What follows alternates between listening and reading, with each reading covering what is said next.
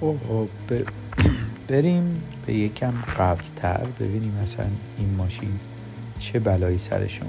همینطور که داری میبینی اینایی که اینجوری بلوب بلوب بلوب میزنه حباباییه که داره به خاطر سوختن واشر سرسیلن از توی رادیاتور میزنه بیرون.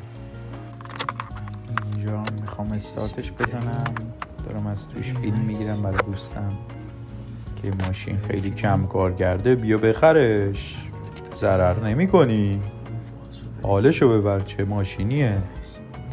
و اینجا میام استارت میزنم میبینم که بله خیلی استارت میداره تا روشن بشه و این شما خوبی نیست. خب برای